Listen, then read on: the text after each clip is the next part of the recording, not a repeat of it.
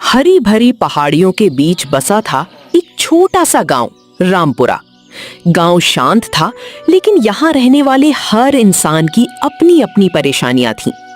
इसी गांव के किनारे मिट्टी के छोटे से घर में रहता था गरीब लकड़हारा रघु।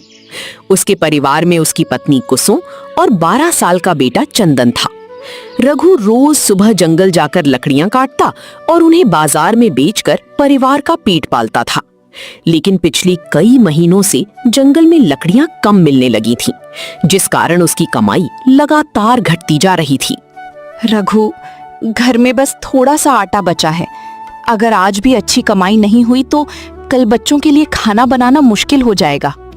चिंता मत कर कुसुम, भगवान ने आज तक भूखा नहीं सुलाया। आज कुछ ना कुछ जरूर होगा। बाबा, आज स्कूल में सब नए जूते पहनकर आएंगे। मेरे जूते फिर से फट गए हैं। रघु कुछ पल चुप हो गया। उसने बेटे के पैरों की तरफ देखा। जूते सच में पूरी तरह घिस चुके थे। बस बेटा, इस बार थोड़ा अच्छा पैसा मिल जाए तो सबसे पहले तेरे जूते ही खरीदूंगा। चंदन मुस्कुरा दिया, लेकिन उसकी मुस्कान के पीछे छिपी मजबूरी साफ दिखाई दे रही थी। रघु अपनी कुल्हाड़ी उठाता है, पत्नी और बेटे की तरफ देखता है और जंगल की ओर निकल पड़ता है। यहीं से शुरू होता है एक ऐसा सफर जो उसकी पूरी जिंदगी बदलने वाला था। जंगल में उस दिन काफी देर तक घूमने के बाद रघु को आखिरकार एक सूखा पेड़ दिखाई देता है। आज तो भगवान ने सुन ली। अगर ये पूरा पेड़ मिल गया तो 2 दिन का राशन आ जाएगा। वो पूरी मेहनत से पेड़ काटने लगता है। कई घंटे की मेहनत के बाद लकड़ियों का बड़ा गट्ठर तैयार हो जाता है। रघु उसे कंधे पर रखकर बाजार की ओर चल देता है। रास्ते में उसकी मुलाकात गांव के व्यापारी भीखाराम से होती है। अरे रघु, इतनी मेहनत क्यों करता है? ये लकड़ियां मुझे दे दे, लेकिन ज्यादा पैसे मत मांगना। सेठ जी, इतनी मेहनत की है, कम से कम सही दाम तो दीजिए। सही दाम? अगर नहीं बेचनी तो आगे चले जाओ, देखते हैं कौन खरीदता है। रघु मजबूर था। अगर वापस ले जाता तो पूरा दिन बेकार चला जाता। वो कम दाम में ही लकड़ियां बेच देता है। घर लौटते समय उसकी जेब में सिर्फ कुछ सिक्के बचे थे। इतनी कम कमाई? क्या करता, मजबूरी सबसे बड़ा सौदा करा देती है। चंदन चुपचाप सब सुन रहा था। उसने पहली बार महसूस किया, गरीबी सिर्फ खाली जेब नहीं, टूटती हुई उम्मीदों का नाम भी है। अगली सुबह चंदन स्कूल से लौटकर घर के बाहर बैठा था। उसके हाथ में कोयले का छोटा सा टुकड़ा था। वो मिट्टी की दीवार पर सुंदर पेड़, पक्षी और गांव की तस्वीर बनाने लगा। पास से गुजर रही बुजुर्ग दादी गोमती रुक गईं। अरे वाह, ये चित्र तूने बनाया? हाँ दादी, कागज नहीं था इसलिए दीवार पर बना दिया। बेटा, तेरे हाथों में तो भगवान ने कला दी है। रघु भी वहां आ जाता है। मेरा बेटा पढ़ लिख कर बड़ा आदमी बनेगा, लकड़ियां नहीं काटेगा। लेकिन बाबा, अगर पैसे ही नहीं हुए तो पढ़ाई कैसे होगी? रघु के पास इस सवाल का कोई जवाब नहीं था। कुछ दिनों बाद गांव में खबर फैलती है कि पास वाले कस्बे में लकड़ियों की अच्छी कीमत मिल रही है। अगर वहां बेच आया तो इस बार अच्छे पैसे मिल जाएंगे। सुबह सुबह वो पहले से भी ज्यादा लकड़ियां काटता है। पूरा दिन मेहनत करता है, पसीने से कपड़े भीग जाते हैं। शाम तक उसके पास अब तक का सबसे बड़ा गट्ठर तैयार हो चुका था। कुसुम, आज लगता है भगवान ने हमारी सुन ली। सावधानी से जाना, इतनी मेहनत का फल अब हाथ से मत जाने देना। रघु मुस्कुराता है और कस्बे की ओर निकल पड़ता है। उसे बिल्कुल अंदाजा नहीं था कि किस्मत उसके लिए एक और परीक्षा तैयार कर चुकी है। रघु पूरे दिन चलकर कस्बे के बाजार पहुंचता है। आज बाजार में काफी भीड़ थी। कई लोग लकड़ियां खरीद रहे थे। अरे भाई, लकड़ियां बढ़िया हैं, कितने की दोगे? जो सही दाम लगे वही दे दीजिए मालिक। ठीक है, आज मैं पूरे 450 रुपए दूंगा। रघु की आंखें चमक उठती हैं। इतने पैसे उसे कई दिनों बाद एक साथ मिले थे। वो दोनों हाथ जोड़ देता है। भगवान आपका भला करे मालिक। दुकानदार पैसे गिनकर उसके हाथ में रख देता है। रघु बार बार जेब टटोल कर देखता है। उसे विश्वास ही नहीं हो रहा था कि आज घर में भरपेट खाना बन सकेगा। वो रास्ते में राशन की दुकान की ओर बढ़ने लगता है, लेकिन तभी एक आदमी तेजी से उसके पास आता है। भैया, जरा बताना तो बस अड्डा किधर पड़ेगा? रघु रुक जाता है। सीधे जाओ, फिर बरगद के पेड़ से दाहिने मुड़ जाना। उसी समय दूसरा आदमी पीछे से धीरे धीरे आता है और बिना आवाज किए रघु की जेब से पैसों की थैली निकाल लेता है। कुछ ही पल में दोनों आदमी भीड़ में गायब हो जाते हैं। रघु को कुछ भी पता नहीं चलता। थोड़ी देर बाद वो राशन खरीदने के लिए जेब में हाथ डालता है। उसका चेहरा एकदम सफेद पड़ जाता है। अरे मेरे पैसे, मेरी थैली कहाँ गई? वो पूरे बाजार में भागने लगता है, हर किसी से पूछता है। भाई साहब, क्या आपने किसी को मेरी थैली लेते देखा? लेकिन किसी ने कुछ नहीं देखा। रघु सड़क किनारे बैठ जाता है। उसकी आंखों से आंसू निकल पड़ते हैं। हे भगवान, इतनी मेहनत के बाद भी क्या मेरी किस्मत कभी नहीं बदलेगी? खाली हाथ, टूटे मन से वो गांव की ओर लौट पड़ता है। रघु घर पहुंचता है। उसके चेहरे को देखते ही कुसुम सब समझ जाती है। क्या हुआ? तुम इतने परेशान क्यों हो? रघु बिना कुछ बोले धीरे से जमीन पर बैठ जाता है। कुछ देर बाद वो पूरी बात बता देता है। कुसुम की आंखें भर आती हैं, लेकिन वो खुद को संभाल लेती है। रोने से कुछ नहीं होगा, हम फिर मेहनत करेंगे। हर बार मेहनत करता हूँ, लेकिन हर बार कुछ ना कुछ छिन जाता है। उसी समय चंदन अंदर से एक छोटी सी मिट्टी की गुल्लक लेकर आता है। बाबा, ये लो। ये क्या है बेटा? मैंने स्कूल के मेले से बचाए हुए पैसे रखे थे। सोचा था कभी रंग और कॉपी खरीदूंगा, लेकिन अभी घर ज्यादा जरूरी है। रघु की आंखों में आंसू आ जाते हैं। नहीं बेटा, तेरे सपने मैं कभी नहीं तोड़ूंगा। सपने बाद में भी पूरे हो जाएंगे बाबा, लेकिन आज घर में खाना होना चाहिए। कुसुम भी भावुक हो जाती है। उस दिन तीनों ने बहुत साधारण खाना खाया, लेकिन एक दूसरे का हौसला नहीं टूटने दिया। कुछ दिनों बाद गांव के मुखिया ने सभी लोगों को चौपाल में बुलाया। सुनो सब लोग, सरकार ने जंगल के इस हिस्से से लकड़ियां काटने पर रोक लगा दी है। अब बिना अनुमति कोई पेड़ नहीं काटेगा। पूरा गांव हैरान रह जाता है। एक लकड़हारा पूछता है, तो अब हम अपने परिवार का पेट कैसे पालेंगे? मुखिया भी चुप हो जाता है। रघु के चेहरे पर चिंता साफ दिखाई दे रही थी।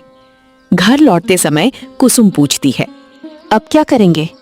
सूखी लकड़ियां ढूंढूंगा जो जमीन पर गिरी हूं, शायद उनसे कुछ काम चल जाए। लेकिन अब गांव के लगभग सभी लकड़हारे उसी काम में लग चुके थे। जिस लकड़ी के लिए पहले कोई नहीं जाता था, अब उसी के लिए लोग सुबह से लाइन लगा रहे थे। रघु रोज पहले निकलता, फिर भी बहुत कम लकड़ियां मिल पाती थीं। कमाई फिर आधी रह गई। एक शाम चंदन स्कूल से लौटते समय बाजार में एक बढ़ई की दुकान के बाहर रुक जाता है। वो लकड़ी से बनी सुंदर कुर्सियां, खिलौने और नक्काशी देखता रहता है। बढ़ई दयाराम उसे देख लेता है। क्या देख रहे हो बेटा? चाचा, ये सब आपने बनाया?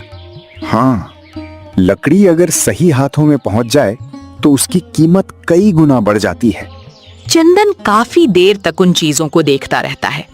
घर पहुंचकर वो अपने बाबा से कहता है, बाबा, हम सिर्फ लकड़ियां ही क्यों बेचते हैं?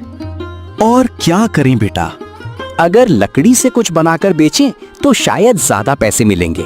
बात तो अच्छी है, लेकिन हमें वो काम आता ही नहीं। चंदन कुछ पल सोचता है। तो सीख लेते हैं बाबा, सीखने में पैसे थोड़ी लगते हैं। रघु बेटे की बात सुनकर मुस्कुरा तो देता है, लेकिन उसे लगता है गरीब लोगों के लिए नई शुरुआत करना इतना आसान नहीं होता। अगली सुबह रघु हमेशा की तरह जंगल की ओर निकल पड़ा। वो काफी दूर तक चला गया। बहुत खोजने के बाद उसे कुछ सूखी लकड़ियां मिल गईं। आज इतना तो मिल ही गया कि घर का चूल्हा जल जाएगा। वो लकड़ियां बांध ही रहा था कि तभी गांव का एक आदमी दौड़ता हुआ वहां पहुंचा। रघु, जल्दी घर चल। तेरे घर के बाहर साहूकार खड़ा है। लेकिन मैंने उसका कौन सा पैसा लिया है? तेरे पिता ने कई साल पहले उससे कर्ज लिया था। अब उसका बेटा हिसाब मांग रहा है। रघु तुरंत घर पहुंचता है। घर के सामने गांव का साहूकार लालचंद खड़ा था। साथ में उसके 2 आदमी भी थे। रघु, तेरे बाप का कर्ज अब तक बाकी है। ब्याज जोड़कर पूरे 15,000 रुपए हो गए हैं। लेकिन सेठ जी, पिताजी तो सालों पहले गुजर गए। उन्होंने कहा था कि ज्यादातर पैसा चुका दिया था। मेरे हिसाब में जितना लिखा है उतना देना पड़ेगा। सेठ जी, हम गरीब लोग हैं, इतने पैसे कहाँ से लाएंगे? 1 महीना देता हूं। पैसे नहीं मिले तो ये घर मेरा होगा। इतना कहकर वो चला जाता है। घर में सन्नाटा छा जाता है। रघु पहली बार खुद को पूरी तरह असहाय महसूस करता है। कुछ दिनों बाद गांव में बड़ी हलचल मच जाती है। एक बड़ा ट्रक गांव के चौक में आकर रुकता है। उस पर तरह तरह की तैयार लकड़ियां भरी थीं। लोग इकट्ठा होने लगे। ट्रक से एक व्यापारी उतरता है। उसका नाम था जगदीश मल। सुनो गांव वालों, अब जंगल जाने की जरूरत नहीं। मैं शहर से सस्ती लकड़ी लाया हूँ, जो चाहे खरीद लो। लकड़हारे एक दूसरे का चेहरा देखने लगे। एक आदमी बोला, अगर ये इतनी सस्ती लकड़ी बेच देगा तो हमारी लकड़ियां कौन खरीदेगा? अब तो हमारा काम पूरी तरह खत्म हो जाएगा। शाम तक बाजार में किसी ने भी रघु की लकड़ियां नहीं खरीदी। सब लोग ट्रक वाली लकड़ी खरीद रहे थे। रघु लकड़ियों का गट्ठर वापस लेकर घर लौट आया। कुछ भी नहीं बिका। रघु ने सिर्फ सिर झुका दिया। उस रात घर में फिर से सिर्फ सूखी रोटी और नमक था। अगले दिन चंदन स्कूल से लौट रहा था। रास्ते में उसने देखा ट्रक वाली लकड़ी खरीदने वाले कई लोग शिकायत कर रहे थे। ये लकड़ी तो अंदर से गीली निकली, जलती भी नहीं है। सारा पैसा बेकार चला गया। चंदन चुपचाप सब सुनता रहा।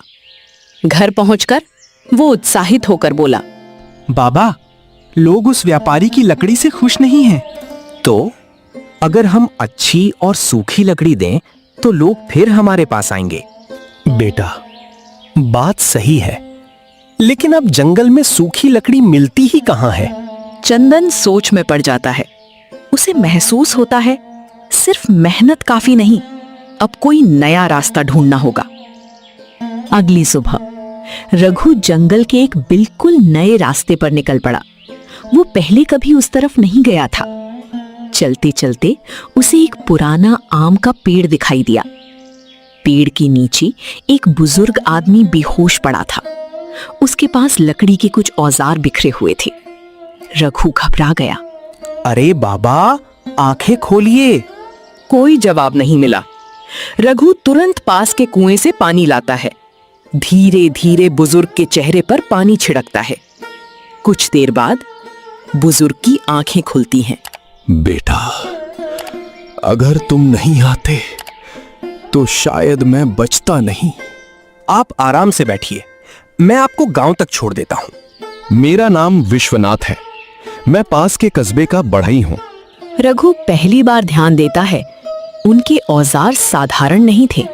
उनसे बनी हुई लकड़ी की छोटी सी नक्काशी भी बेहद सुंदर थी। उसे बिल्कुल अंदाजा नहीं था कि यही मुलाकात उसकी जिंदगी का सबसे बड़ा मोड़ बनने वाली है। अगले दिन रघु विश्वनाथ जी को उनके छोटे से घर तक छोड़ने पहुंचा। घर बहुत साधारण था, लेकिन अंदर चारों तरफ लकड़ी से बनी खूबसूरत मेज, कुर्सियां, खिलौने और नक्काशी रखी हुई थी। चंदन की आंखें चमक उठी। बाबा, ये सब कितना सुंदर है। ये सब मेरे हाथों का काम है बेटा। बाबा, अब हम चलते हैं। आपको किसी चीज की जरूरत हो तो बता दीजिए।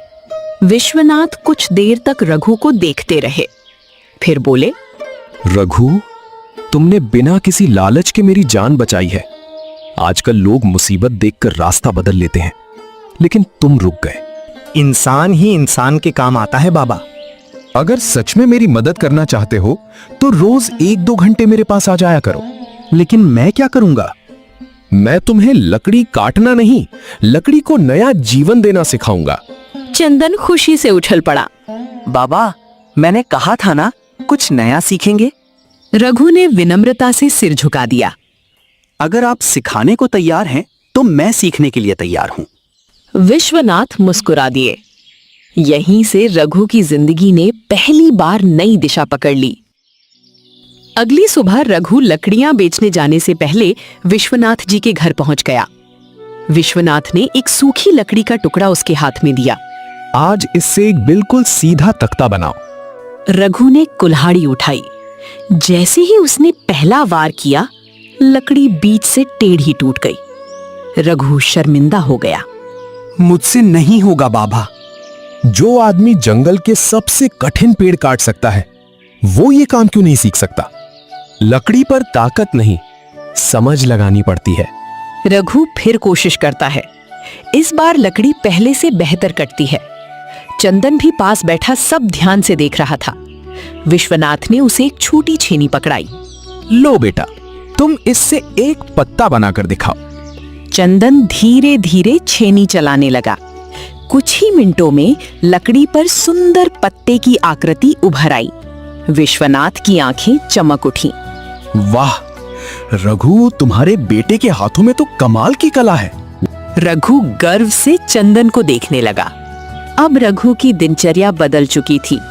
सुबह जंगल, दोपहर बाजार और शाम को विश्वनाथ जी से बढ़ईगिरी सीखना। धीरे धीरे उसके हाथों में सफाई आने लगी। अब वो लकड़ी के तख्ते, छोटे स्टूल और साधारण चौकी बनाने लगा।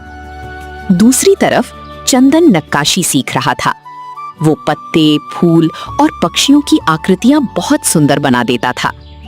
एक दिन विश्वनाथ ने दोनों को बुलाया। अब समय आ गया है कि तुम लोग अपना पहला सामान बेचो। अगर किसी ने खरीदा ही नहीं तो? अगर मेहनत सच्ची हो तो ग्राहक खुद रास्ता ढूंढ लेते हैं। रघु और चंदन ने मिलकर 2 छोटी चौकियां और एक लकड़ी का खिलौना तैयार किया। अगली सुबह दोनों सामान लेकर बाजार पहुंच गए, लेकिन घंटों बीत गए। कोई भी ग्राहक उनके पास नहीं आया। रघु का हौसला फिर टूटने लगा। लगता है हमसे गलती हो गई। तभी एक छोटी बच्ची अपने पिता के साथ वहां आई। उसकी नजर लकड़ी के खिलौने पर पड़ी। पिताजी, मुझे यही वाला चाहिए। उसके पिता ने खिलौना हाथ में लिया, ध्यान से देखा। ये तुमने बनाया है? जी, हमने मिलकर बनाया है। ग्राहक मुस्कुराया। बाजार में ऐसे हाथ से बने खिलौने बहुत कम मिलते हैं। उसने बिना मोलभाव किए खिलौना खरीद लिया। रघु और चंदन एक दूसरे को देखने लगे। उनकी आंखों में महीनों बाद उम्मीद की चमक लौट आई। खिलौना बिकने के कुछ ही देर बाद एक बुजुर्ग महिला उनकी बनाई चौकी देखने लगी। ये कितने की है बेटा? रघु झिझक गया। उसे कीमत तय करना भी नहीं आता था। विश्वनाथ की बात याद आई। अपने काम की कीमत कभी कम मत आंकना। अगर आपको पसंद आए तो 400 रुपए। महिला ने चौकी को ध्यान से देखा। लकड़ी मजबूत है, काम भी साफ है। उन्होंने मुस्कुराते हुए पूरे पैसे दे दिए। रघु के हाथ कांप रहे थे। वही लकड़ी जिसे बेचकर पहले मुश्किल से 100-200 रुपए मिलते थे, आज उसी लकड़ी से बनी एक चौकी 400 रुपए में बिक गई। शाम को रघु मिठाई का छोटा डिब्बा लेकर घर पहुंचा। आज किस खुशी में? अम्मा, आज हमारी मेहनत पहली बार सही कीमत पर बिकी है। कुसुम की आंखों में खुशी के आंसू आ गए। हे भगवान, बस हमारे परिवार की ये नई शुरुआत हमेशा बनी रहे। उसी रात विश्वनाथ अपने आंगन में बैठे आसमान की ओर देख रहे थे। उन्होंने धीरे से कहा, रघु, तुम्हारी मेहनत अभी रंग दिखाना शुरू हुई है। असल मंजिल अभी बाकी है। कुछ ही हफ्तों में रघु और चंदन की बनाई हुई छोटी छोटी चीजें बाजार में लोगों को पसंद आने लगी। कोई लकड़ी का स्टूल खरीदता, कोई पूजा की चौकी, तो कोई बच्चों के लिए हाथ से बने खिलौने। धीरे धीरे उनकी दुकान पर भीड़ बढ़ने लगी। उसी बाजार में एक पुरानी फर्नीचर की दुकान थी। उसका मालिक था धनराज। वो कई सालों से गांव और आसपास के इलाकों में फर्नीचर बेच रहा था। धनराज ने देखा कि आज कई ग्राहक उसकी दुकान छोड़कर रघु के पास जा रहे हैं। उसका चेहरा उतर गया। ये नया आदमी कौन है? मालिक, यही वो लकड़हारा है जिसने कुछ महीने पहले बढ़ई का काम शुरू किया है। एक लकड़हारा मेरे ग्राहकों को ले जाएगा? ऐसा कभी नहीं होने दूंगा। उसी समय एक ग्राहक रघु की बनाई हुई कुर्सी देखकर बोला, भाई, ये कुर्सी बहुत मजबूत लग रही है। अगर कभी खराब हो जाए तो बिना पैसे लिए ठीक कर दूंगा। यही फर्क है, तुम सामान नहीं, अपना भरोसा बेचते हो। धनराज दूर खड़ा सब सुन रहा था। उसकी जलन और बढ़ गई। अगले दिन पास के गांव के स्कूल के प्रधानाचार्य बाजार आए। वे बच्चों के लिए नई बेंच और मेज बनवाना चाहते थे। उन्होंने पहले धनराज की दुकान देखी। 50 बेंच और 50 मेज चाहिए। धनराज ने बहुत ऊंची कीमत बता दी। प्रधानाचार्य बिना कुछ कहे वहां से निकल गए। रास्ते में उनकी नजर रघु की दुकान पर पड़ी। उन्होंने रघु की बनाई हुई एक बेंच उठाकर देखी। ये तुमने बनाई है? जी, अपने हाथों से। प्रधानाचार्य ने उसे अच्छी तरह जांचा। अगर मैं तुम्हें बड़ा ऑर्डर दूं तो समय पर पूरा कर पाओगे? रघु कुछ पल के लिए चुप हो गया। इतना बड़ा काम उसने पहले कभी नहीं किया था। चंदन धीरे से बोला, बाबा, मौका बार बार नहीं मिलता। जी, हम पूरी मेहनत करेंगे। ठीक है, 1 महीने में 50 बेंच और 50 मेज चाहिए। उन्होंने कुछ अग्रिम पैसे भी दे दिए। रघु की आंखों में खुशी के आंसू आ गए। घर पहुंचकर उसने पूरी बात बताई। इतना बड़ा काम हम कर पाएंगे? डर तो लग रहा है, लेकिन अब पीछे नहीं हटेंगे। अगले ही दिन पूरा परिवार काम में जुट गया। रघु लकड़ी तैयार करता, चंदन नाप लेकर निशान बनाता, कुसुम लकड़ी साफ करती और सामान संभालती। तीनों सुबह से देर रात तक मेहनत करने लगे। 1 सप्ताह में काफी सामान तैयार हो गया। उसी रात तेज हवा चलने लगी। आसमान में बादल तो थे, लेकिन बारिश नहीं हुई। रघु ने सारी लकड़ी आंगन में ढक कर रख दी। सुबह जब वो बाहर आया तो उसके होश उड़ गए। लकड़ी के कई तख्ते गायब थे, कुछ औजार भी नहीं थे। कुसुम, जल्दी बाहर आओ। कुसुम दौड़ कर आई। ये सब कैसे हुआ? चंदन भी बाहर निकल आया। बाबा, किसी ने चोरी कर ली। रघु चुपचाप जमीन पर बैठ गया। इतनी मेहनत फिर से किसी की बुरी नजर का शिकार हो गई थी। उसे समझ नहीं आ रहा था अब ऑर्डर समय पर कैसे पूरा होगा। उसी समय विश्वनाथ वहां पहुंचे। उन्होंने बिना कुछ कहे आंगन में पड़े पैरों के निशान देखे। रघु, ये साधारण चोरी नहीं लगती। रघु हैरानी से उनकी तरफ देखने लगा। जिसने भी चोरी की है उसे अच्छी तरह पता था कि कौन सी लकड़ी सबसे कीमती है। रघु के मन में पहली बार एक शक पैदा हुआ, लेकिन बिना सबूत किसी का नाम लेना उसे सही नहीं लगा। उसे सिर्फ एक ही चिंता थी, कहीं उसकी ईमानदारी पर सवाल ना उठ जाए। रघु पूरी रात सो नहीं पाया। बार बार उसकी नजर खाली पड़े आंगन पर जा रही थी। उसे सिर्फ एक ही बात परेशान कर रही थी, अगर समय पर ऑर्डर पूरा नहीं हुआ तो लोगों का भरोसा हमेशा के लिए टूट जाएगा। सुबह होते ही रघु चुपचाप काम पर लग गया। बचे हुए तख्तों को नापने लगा। उसी समय दरवाजे पर दस्तक हुई। गांव के मुखिया विश्वनाथ जी और कुछ ग्रामीण खड़े थे। रघु, हमें चोरी की खबर मिल गई। कोई बात नहीं मुखिया जी, जितना बचा है उसी से काम चला लूंगा। मुखिया ने पीछे खड़े लोगों की तरफ देखा। एक किसान आगे आया। उसने अपने बैलगाड़ी से कुछ सूखी लकड़ियां उतार दी। ये मेरे खेत के किनारे वाले पेड़ों की लकड़ी है, मेरे किसी काम की नहीं, तू रख ले। फिर दूसरा आदमी आगे आया। मेरे पास कुछ पुराने तख्ते पड़े हैं, अगर काम आ जाएं तो ले जाना। धीरे धीरे लगभग पूरा गांव मदद के लिए आगे आने लगा। कोई लकड़ी दे रहा था, कोई रस्सी, कोई औजार, तो कोई मजदूरी करने को तैयार था। रघु की आंखें भर आईं। मैं ये एहसान कभी नहीं चुका पाऊंगा। ये एहसान नहीं, तेरी सालों की ईमानदारी का फल है। रघु, जो इंसान लोगों का भरोसा जीत लेता है वो कभी अकेला नहीं रहता। रघु ने पहली बार महसूस किया, सच्ची कमाई सिर्फ पैसे नहीं, लोगों का विश्वास भी होता है। अब पूरा परिवार पहले से भी ज्यादा मेहनत करने लगा। दिन रात काम चल रहा था। चंदन लकड़ी पर निशान बना रहा था। तभी उसकी नजर एक तख्ते पर पड़ी। उस पर लाल रंग का छोटा सा निशान बना हुआ था। चंदन सोचने लगा, ये निशान तो हमारी लकड़ियों पर नहीं था। उसे अचानक कुछ याद आया। 2 दिन पहले उसने धनराज की दुकान के पीछे ऐसे ही लाल निशान वाली लकड़ियां देखी थीं। चंदन बिना कुछ कहे चुपचाप बाजार की तरफ निकल पड़ा। वो धनराज की दुकान के पास पहुंचा। दुकान के पीछे कुछ तख्ते पड़े थे। उनमें से एक पर वही छोटा सा निशान बना था। चंदन ध्यान से देखने लगा।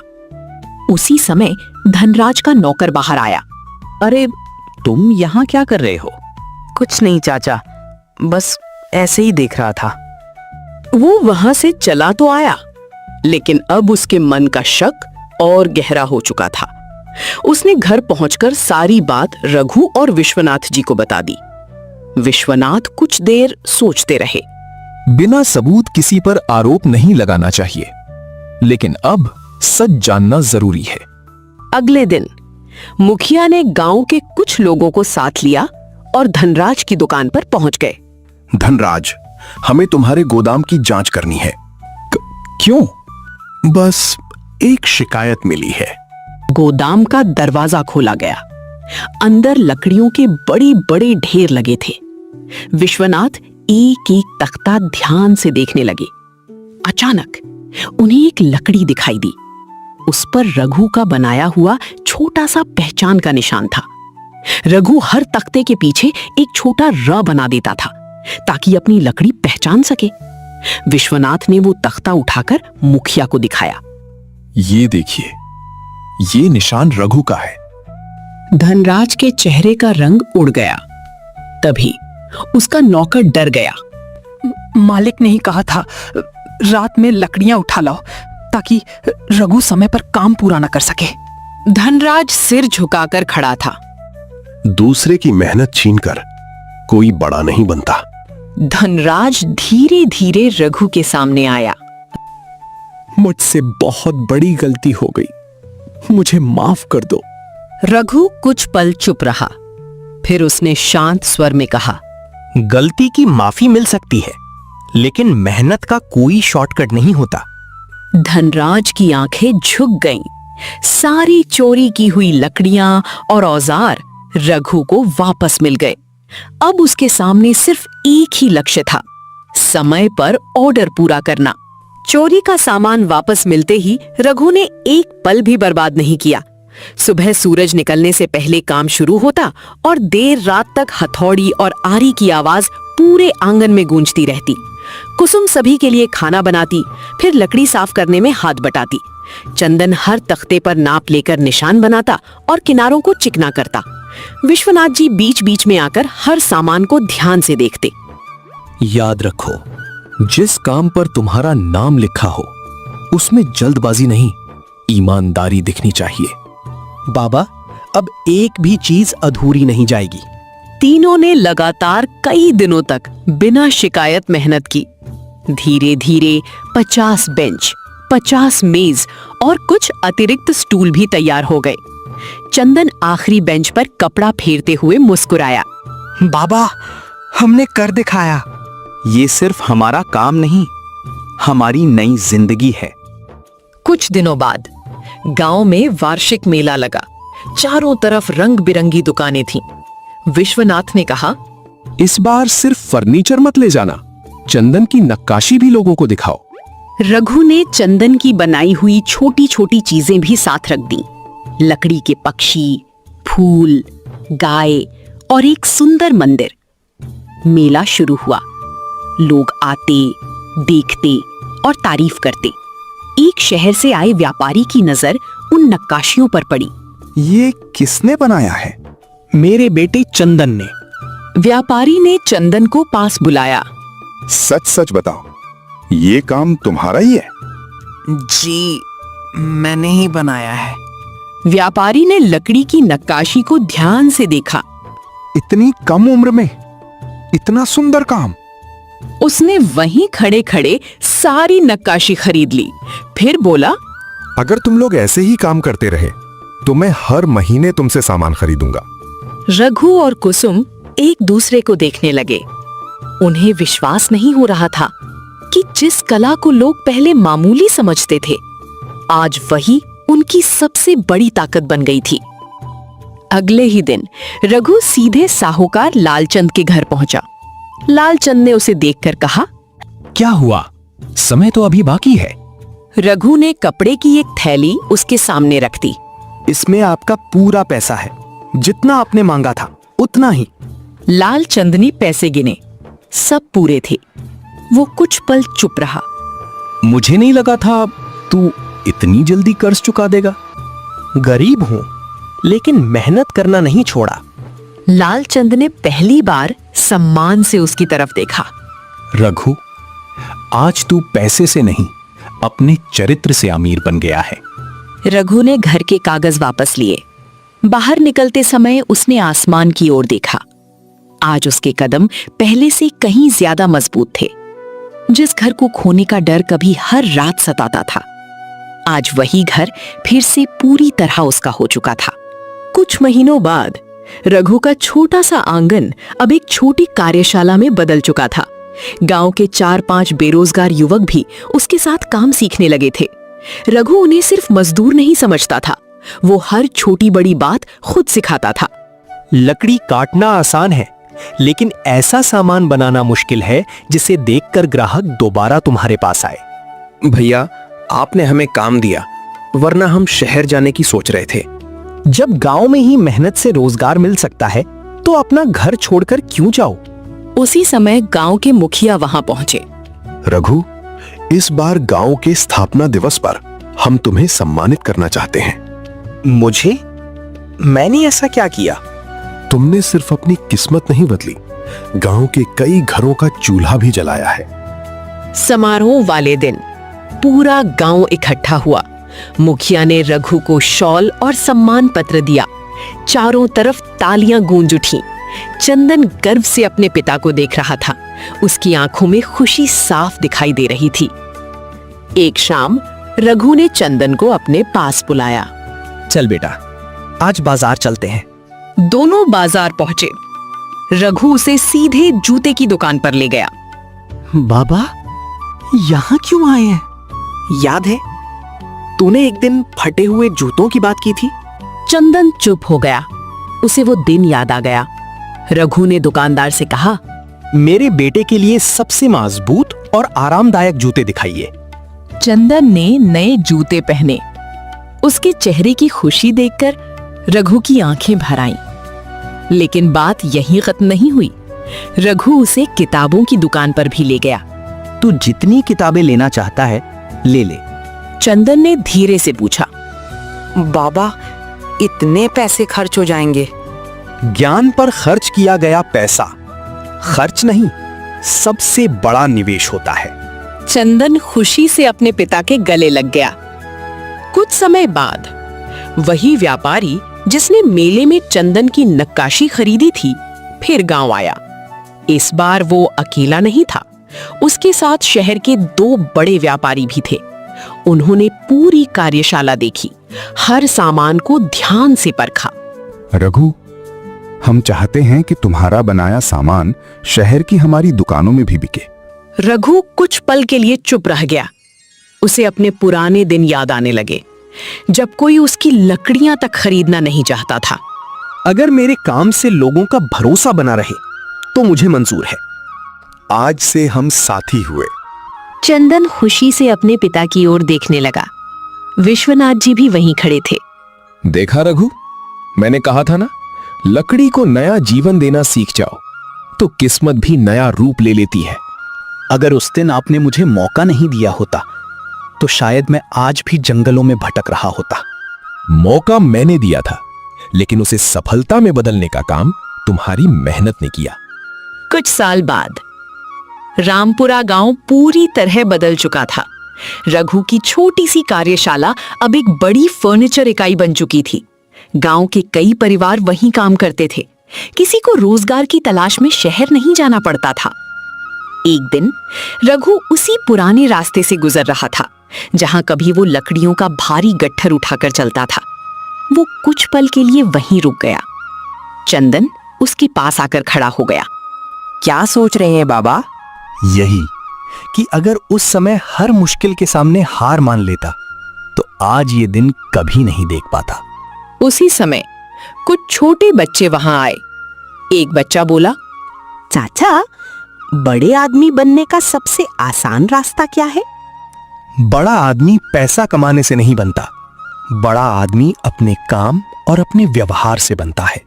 अगर बार बार असफलता मिले तो समझ लेना भगवान तुम्हें हार नहीं और मजबूत बनने की तैयारी करा रहे हैं। चंदन गर्व से अपने पिता को देख रहा था। उसे समझ आ चुका था कि उसके पिता की सबसे बड़ी दौलत पैसे नहीं, उनकी ईमानदारी, मेहनत और लोगों का विश्वास था। रघु की कहानी हमें यही सिखाती है कि किस्मत बदलने का कोई जादुई रास्ता नहीं होता। ईमानदारी, मेहनत, सीखने की इच्छा और कभी हार ना मानने वाला हौसला धीरे धीरे वही इंसान को वहां पहुंचा देता है जहां कभी पहुंचने का उसने सिर्फ सपना देखा था। दोस्तों, अगर हमारी ये कहानी आपको जरा सी भी पसंद आई हो तो कृपया हमारे चैनल को जरूर सब्सक्राइब करें। ऐसी ही दिल छू लेने वाली और मनोरंजक कहानियां देखने के लिए हमारे साथ जुड़े रहें। वीडियो को लाइक करें, अपने दोस्तों के साथ शेयर करें और कमेंट करके हमें जरूर बताइए कि आपको ये कहानी कैसी लगी। धन्यवाद।